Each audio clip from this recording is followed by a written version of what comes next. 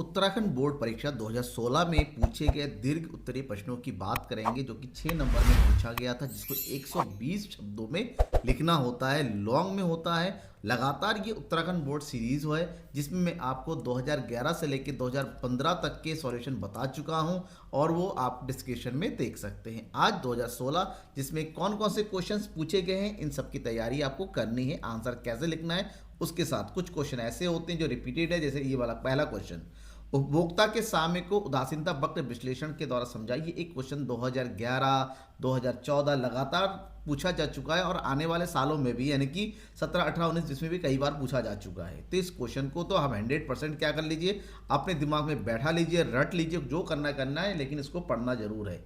उपभोक्ता के साम्य क्या होता है, सबसे पहले हमें ये समझना होगा उपभोक्ता का संतुलन के बारे में लिखना है। देखिए, जो लिखना है आपको कंप्लीटली स्टेप टू स्टेप लिखना है ताकि एग्जाम में आपको नंबर भी स्टेप टू स्टेप अच्छे से मिल जाए, क्योंकि ऑलरेडी मैं इस क्वेश्चन को डिटेल से बता चुका हूं। तो यहाँ पर शॉर्ट में समझाता हूं। सबसे पहले लिखना है उपभोक्ता के संतुलन के बारे में। एक उपभोक्ता उस समय संतुलन की अवस्था में होता है जब अपनी सीमित आय की सहायता से वस्तुओं को उनकी दी गई कीमतों पर खरीदकर अधिकतम संतुष्टि की प्राप्ति करता है। उपभोक्ता कीमत रेखा उसकी आय और उपभोग वस्तुओं की कीमतों से निर्धारित होती है, जहां पर वो चाहता है कि वो अपनी आय को विभिन्न वस्तु की इस प्रकार से व्यय करे ताकि उदासीनता वक्र ऊंचे से ऊंचा बन सके। ऐसे में उदासीनता वक्र विश्लेषण में उपभोक्ता की संतुलन की दो प्रमुख शर्तें हैं। नंबर एक, उदासीनता वक्र कीमत रेखा को स्पर्श करता हुआ होना चाहिए। स्पर्श करता हुआ होना चाहिए का मतलब कुछ इस तरह से, मतलब एक्स और वाई वस्तु की सीमांत प्रतिस्थापन एक्स और वाई वस्तु की कीमतों के अनुपात होना चाहिए। जिस बिंदु पर ये उदासीनता वक्र है और ये कीमत रेखा है आर एस एक दूसरे को छुएगा, यानी कि बिंदु ई पर ये संतुलन की स्थिति में होंगे। जबकि दूसरी शर्त है स्थायी संतुलन के लिए, संतुलन बिंदु पर उदासीनता वक्र मूल बिंदु की ओर उन्नतोदर होनी चाहिए, मतलब ये उल्टी दिशा में भागता हुआ नजर होना चाहिए, जैसे बिंदु ए पर हो रहा है, जबकि बिंदु ए के को टच तो कर रहा है, टच करने के बाद वापस मूल बिंदु यानी कि जीरो तक की तरफ मुड़ जा रहा है। तो ये स्थिति नहीं होनी चाहिए। तो पहली स्थिति अगर होती है कि टच भी करेगा और उल्टी दिशा में भागता हुआ होगा, तो वहां पर उदासीनता वक्र के माध्यम से उपभोक्ता संतुलन की स्थिति होती है। ये पहला क्वेश्चन बहुत ज्यादा आता है, बहुत ज्यादा रिपीट होता है, भैया ध्यान में रखना। क्वेश्चन नंबर सेकंड, एक फर्म के साम्य से आप क्या समझते हैं? फर्म के साम्य की आवश्यक शर्तों को बताइए। मतलब फर्म का साम्य भी इंपॉर्टेंट, क्योंकि यहाँ पर जो है फर्म के साम्य की कुल आगम या कुल लागत के माध्यम से, सीमांत आगम सीमांत लागत के माध्यम से, पूर्ण प्रतियोगिता में फर्म का कई तरीके से पूछा गया है। तो यहाँ पर क्वेश्चन का लैंग्वेज थोड़ा बदल दिया गया है। पूछा खाली ये गया है कि साम्य की आवश्यक शर्तें कौन सी हैं। तो उपभोक्ता संतुलन एक ऐसी स्थिति होती है जहां पर एक उत्पादक अपनी उत्पादन प्रक्रिया से अधिकतम लाभ प्राप्त करता है। यूं कहें, ये एक ऐसी स्थिति होती है जहां पर कोई भी उत्पादक अपनी उत्पादन की मात्रा में ना कमी करना चाहता है ना वृद्धि करना चाहता है, क्योंकि उसको लगता है कि यहाँ पर हानियां न्यूनतम है और लाभ सबसे ज़्यादा है। इसी चीज़ को प्रोफेसर हैंसन, जब भी आप किसी चीज़ को एक्सप्लेन करें, किसी न किसी एक अर्थशास्त्री की परिभाषा जरूर दीजिए। जैसे कि यहाँ पर हैंसन के परिभाषा मैंने दिया है कि एक फर्म उस समय संतुलन में होगी जब उत्पादन में कमी करना या वृद्धि करना उसके लिए लाभकारी नहीं होगा। संक्षेप में, एक फर्म के साम्य की आवश्यकताओं की प्रमुख विशेषताएं कुछ इस तरह से होती है। साम्य का मतलब होता है परिवर्तन ना होना, मतलब एक ऐसी स्थिति जहां पर उत्पादक अपनी उत्पादन मात्रा में किसी प्रकार का परिवर्तन नहीं करना चाहेगा। नंबर टू, फर्म अपनी ऐसी स्थिति पर पहुंचने की कोशिश करता है जहां पर उसे अधिकतम लाभ की प्राप्ति हो। नंबर थ्री, साम्य की अवस्था फर्म की उत्पादन लागत क्या होती है, न्यूनतम हो जाती है और उसी स्थिति में उत्पादक संतुलन की में होगी जहां पर दो प्रमुख शर्तों को पूरा करेगी। पहली शर्त, सीमांत लागत और सीमांत आगम बराबर होना चाहिए। दूसरी शर्त, सीमांत लागत वक्र सीमांत आगम वक्र को नीचे से काटता हुआ होना चाहिए, यानी कि अगर ये सीमांत आगम ए आर बराबर एम आर हुआ तो सीमांत लागत आएगा और नीचे से काटता हुआ चला जाएगा, यानी कि बिंदु ई पर। ये वजह, तो डायग्राम हमेशा बनाने की कोशिश कीजिए एग्जाम में, जितना ज़्यादा आप बना सके, ठीक है। तो ये उत्पादक साम्य की स्थिति होती है बिंदु ई, राइट। दूसरा क्वेश्चन, क्वेश्चन नंबर 3, ये क्वेश्चन भी आपको लगातार पूछा जाता है। तो यहाँ पर भी आप 101% का ये लगा लो, ठप्पा लगा लो, ये क्वेश्चन आएगा ही आएगा आपके एग्जाम में, क्योंकि ये क्वेश्चन भी बहुत ज़्यादा रिपीट हुआ है। अगर आप 2011 से लेके 2016 वाला देख रहे हैं तो इसमें कई साल ये है, 2 या 3 बार अब तक पूछा जा चुका है और आने वाले सालों में क्वेश्चन पेपर बताऊंगा मैं आपको, वहाँ पर देखिए क्वेश्चन भी रिपीट होता हुआ नजर आएगा। तो मार्शल ने कहा था कि किसी पूर्ण प्रतियोगिता बाजार में वस्तु की कीमत का निर्धारण वस्तु की मांग और वस्तु की पूर्ति के दौरान निर्धारित होता है। ऑलरेडी एक्सप्लेन कर चुका हूँ, फिर भी मैं कोशिश करता हूँ आपके दिमाग में रट जाना चाहिए, इसलिए बार बार किसी भी चीज़ को मैं एक्सप्लेन करने की कोशिश करता हूँ। तो वस्तु की मांग और वस्तु की पूर्ति के द्वारा उस वस्तु की कीमत का निर्धारण होता है। कैसे? प्रत्येक मांग पक्ष यानी कि उपभोक्ता चाहता है कि वस्तु को कम से कम कीमत पर खरीदा जाए, जबकि उत्पादक चाहता है कि वस्तु को ज़्यादा से ज़्यादा कीमत पर बेचा जा सके। तो एक ऐसी स्थिति, एक ऐसा बिंदु या एक ऐसी कीमत स्तर जहां पर उपभोक्ता वस्तु को खरीदने के लिए और विक्रेता वस्तु को बेचने के लिए तैयार होता है, उसे संतुलन मूल्य कहते हैं। क्योंकि इस स्थिति में वस्तु की कीमत और वस्तु की पूर्ति आपस में बराबर होती है।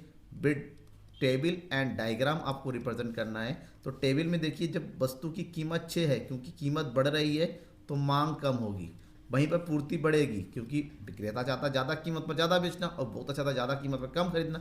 ऐसे में एक ऐसा बिंदु जरूर आता है जहाँ पर दोनों आपस में बराबर हो जाते हैं, और इससे में डायग्राम रिप्रेजेंट करेंगे तो बिंदु ई देखिए, ये ऐसा पॉइंट है जहाँ पर उपभोक्ता संतुलन की स्थिति में होती है, क्योंकि यहाँ पर मांग वक्र और पूर्ति वक्र आपस में बराबर होता है।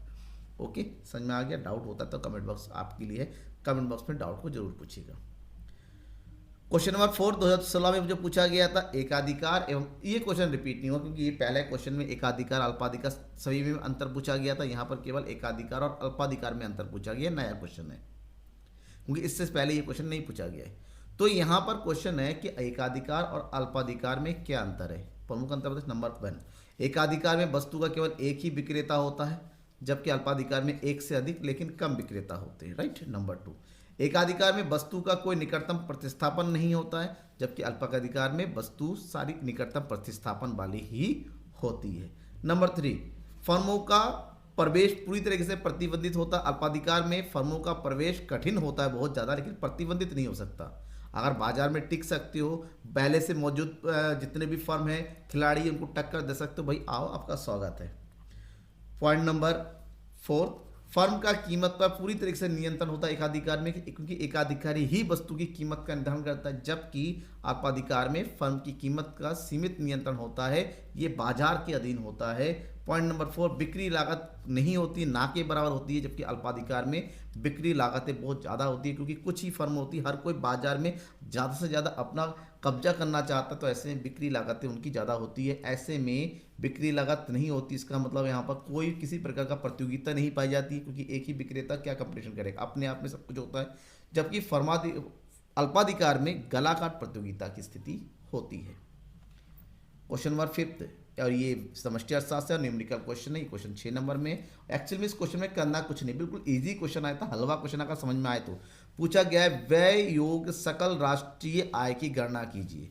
व्यय योग सकल, सकल मतलब एक ऐसा मूल्य जहां पर मूल्यह्रास को जोड़ना होता है, सकल राष्ट्रीय आय। व्यय योग सकल राष्ट्रीय आय की गणना करनी है तो हमें क्या करना पड़ेगा, जो भी राष्ट्रीय आय हमारे पास गिवन है, राष्ट्रीय आय में शेष विश्व से शुद्ध चालू हस्तांतरण जोड़ देना है। शुद्ध चालू हस्तांतरण आय जोड़ देंगे उसमें, क्योंकि सकल मूल्य चाहिए, राष्ट्रीय आय जो है शुद्ध मूल्य होता है, तो चालू आय में हम जो है स्थिर पूंजी का उपभोग जोड़ देंगे, स्थिर पूंजी का उपभोग जोड़ देंगे, प्लस विदेशों से शुद्ध साधन आय, ऑलरेडी इसमें राष्ट्रीय आय में जुड़ा हुआ रहता है, तो यहाँ पर दोबारा जोड़ने की कोई जरूरत नहीं है। शुद्ध अप्रत्यक्ष राष्ट्रीय आय में से घटाया जाता है, तो यहाँ पर शुद्ध अप्रत्यक्ष कर को शुद्ध अप्रत्यक्ष कर को यहाँ पर क्या कर दीजिए, जोड़ दीजिए, दैट इज NIT, सबको जोड़ देना है। राष्ट्रीय आय हमारे पास 2000 है, प्लस चालू हस्तांतरण 80 रुपये है, स्थिर पूंजी का उपभोग 120 रुपये है, और शुद्ध अप्रत्यक्ष कर 50 है। धन इसको क्यों नहीं शामिल किया, क्योंकि राष्ट्रीय आय में ऑलरेडी विदेशी शुद्ध साधन आय जुड़ा हुआ रहता है। तो यहाँ पर हम क्या कर देंगे, सबको जोड़ देंगे, 2080, 2200, 2250, ये हमारा आंसर था। बस इतना करना था और इसी में आपको 6 नंबर पूरे मिलने थे, जिन्होंने किया। क्योंकि देखिए एक लाइन 1 2 3 आपको लिखना कुछ नहीं है, टाइम है, आपको बस पता होना चाहिए क्या चीज़ है ये। क्वेश्चन नंबर 6, ये क्वेश्चन भी पहले कहीं नहीं पूछा गया है, 2016 में डायरेक्ट पूछा गया है कि राष्ट्रीय आय तथा शुद्ध राष्ट्रीय व्यय योग आय में क्या अंतर है। शुद्ध व्यय, राष्ट्रीय व्यय योग ऊपर निकाल ही चुके, अब अंतर पूछा गया, राष्ट्रीय शुद्ध व्यय व्यय हो गया। देखिए राष्ट्रीय आय क्या होता है, देश के नागरिकों के द्वारा सभी साधन आयों द्वारा अर्जित आयों का योग होता है, यानी कि एक देश में रहने वाले जितने भी लोग होते हैं विभिन्न उत्पादन के साधनों से जो भी आय अर्जित करते हैं वो राष्ट्रीय आय होता है। जबकि देश की बाजार कीमत पर उच्च शुद्ध आय को शुद्ध राष्ट्रीय प्रयोज्य आय कहते हैं, जो वास्तव में देश में व्यय करने के लिए उपलब्ध होती है। देखिए राष्ट्रीय आय तो आयों का योग होता है और व्यय योग मतलब वो आय जो एक्चुअली में देश के द्वारा व्यय किया जाना होता है। ठीक है। नंबर 2, राष्ट्रीय आय में शुद्ध अप्रत्यक्ष कर शामिल नहीं होता है, क्योंकि राष्ट्रीय आय निकालने के लिए जब हम साधन लागत पर निकालते हैं तो शुद्ध अप्रत्यक्ष कर को घटा दिया जाता है, जबकि शुद्ध राष्ट्रीय व्यय योग आय में शुद्ध अप्रत्यक्ष कर को यानी कि नेट इनडायरेक्ट टैक्स को जोड़ा जाता है। ये प्रमुख अंतर है। इसके अलावा अंतरों की बात करते हैं। पॉइंट नंबर 3, राष्ट्रीय आय में शेष विश्व से शुद्ध चालू हस्तांतरण को शामिल नहीं करते। किसी भी तरीके के हस्तांतरण आय को राष्ट्रीय आय में शामिल नहीं किया जाता है, जबकि शुद्ध राष्ट्रीय व्यय योग आय में शुद्ध चालू हस्तांतरण को शामिल किया जाता है। पॉइंट नंबर 4, ये अर्जित आयों का योग होती है जो पूरी तरीके से व्यय नहीं किया जा सकता, क्योंकि इसमें कुछ भुगतान पेमेंट करना होता है कहीं पर, जबकि ये वो आय होती है कि सारा लेना देना करने के बाद वास्तव में व्यय करने के लिए उपलब्ध होता है। राष्ट्रीय गणना करने का सूत्र होता है लाभ प्लस ब्याज प्लस लगान प्लस मजदूरी, या फिर अगर इसमें कहीं मिश्रित आय दे रखा होता है मिश्रित आय को भी जोड़ दिया जाता है। जबकि शुद्ध राष्ट्रीय व्यय आय का योग होता है राष्ट्रीय आय में शुद्ध अप्रत्यक्ष कर को जोड़ देंगे, शेष विश्व से चालू हस्तांतरण को भी जोड़ दिया जाता है। राइट, ये अंतर याद कर लेना इंपॉर्टेंट है।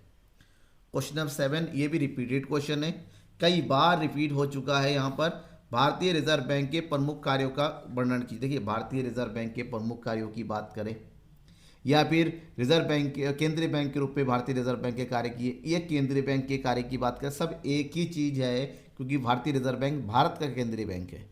अगर आपसे केंद्रीय बैंक के कार्य पूछा जाता है या फिर किसी पूछा तो आपको तैयार है। देखिए 2016 में फिलहाल भारतीय रिजर्व बैंक के कि जब भी केंद्रीय बैंक लिखना है वहाँ पर भारतीय रिजर्व बैंक लिख दीजिए, इनफ हो गया।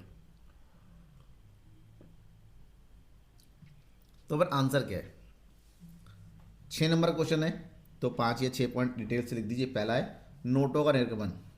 भारतीय रिजर्व बैंक भारत की अर्थव्यवस्था के लिए सभी प्रकार के नोटों को छापने का एकाधिकार रखती हैं।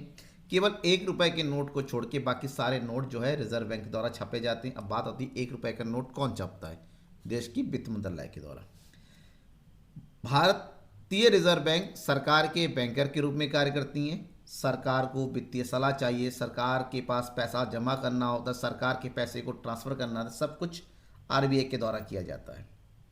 आरबीआई देश के विभिन्न व्यापारिक बैंकों के लिए बैंक का कार्य करती हैं, उनके पैसे को अपने पास जमा करती है, उनको जरूरत पड़ने पर ऋण उपलब्ध कराती हैं। इसके अलावा आरबीआई भारतीय अर्थव्यवस्था को सुधारने के लिए, स्थिर रखने के लिए क्रेडिट नियंत्रण का कार्य करती हैं। मुद्रास्फीति की स्थिति में मुद्रा का संकुचन करना है, मुद्रा अविस्फीति में मुद्रा का विस्तार करना, इन सब चीज़ों को ध्यान में रखना पड़ता है। और इसके साथ ही साथ विदेशों से किया जाने वाले किसी प्रकार के व्यापार के लिए जो विदेशी विनिमय कोष होता है उसके संरक्षण करने का काम, उसको नियंत्रण करने का काम भी आरबीआई का ही होता है। ये प्रमुख कार्य है जो आपको लिखना है। क्वेश्चन नंबर 8, अधिक मांग की समस्या को आरेख द्वारा स्पष्ट कीजिए।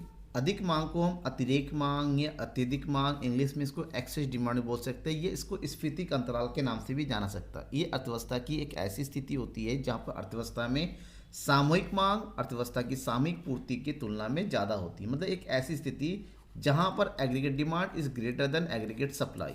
कहने का मतलब ये होता है कि अतिरिक्त मांग तब उत्पन्न होती है जब सामूहिक मांग पूर्ण रोजगार के स्तर पर, मतलब जितनी रोजगार के लिए जरूरी है उससे ज़्यादा अगर सामूहिक पूर्ति की स्थिति होती है, उस समय अधिक मांग की स्थिति उत्पन्न होती है।